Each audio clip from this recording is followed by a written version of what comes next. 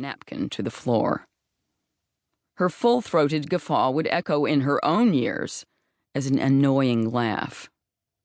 Whatever did you do about an annoying laugh? Stop finding anything funny.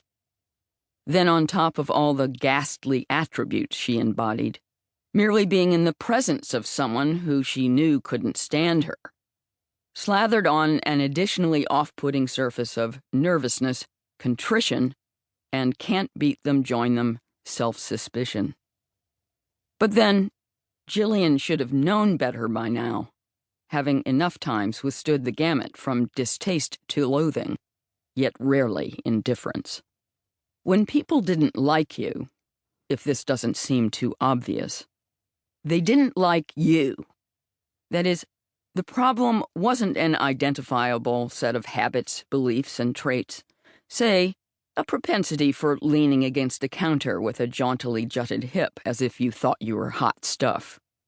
Overusage of the word fabulous. A misguided conviction that refusing to vote is making a political statement.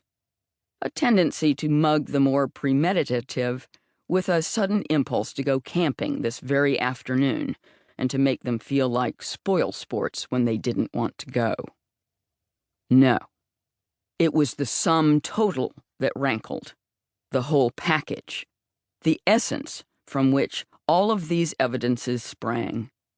Gillian could remain perfectly still with her mouth zipped, and Estelle Pettiford, a fellow crafts counselor at the Maryland summer camp where Gillian worked for a couple of seasons, whose idea of compelling recreation for 15-year-olds was making Christmas trees out of phone books in July, would still have hated her, and the girl would have kept hating her, even if this object of odium didn't move a muscle or utter a syllable, through to the end of time. That was what slew Gillian about being disliked. There was no remedy, no chance of tempering an antipathy into, say, forbearance, or healthy apathy. It was simply your being in the world that drove these people insane, and even if you killed yourself, your suicide would annoy them too. More attention-seeking.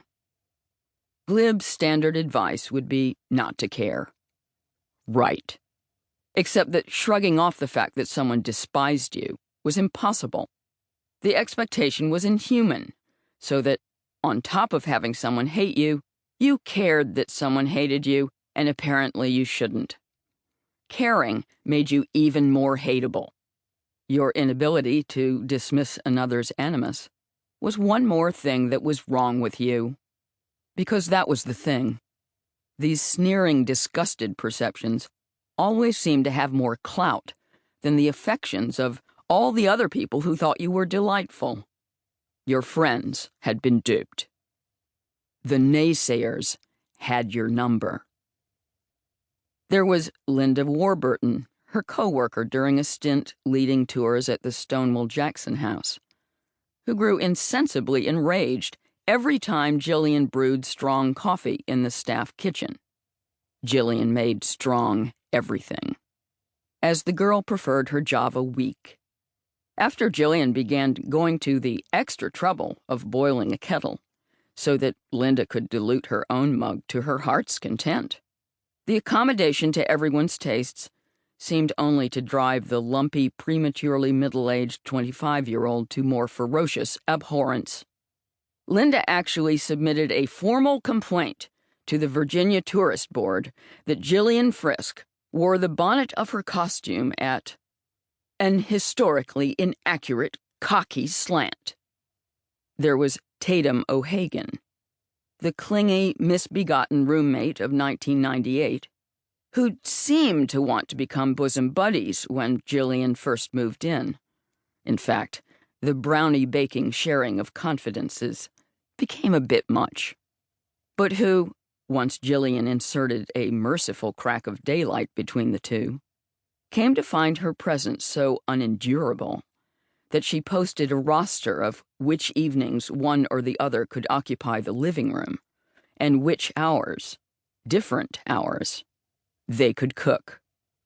There was the officious Olivia Auerbach only 2 years ago, another unpaid organizer of the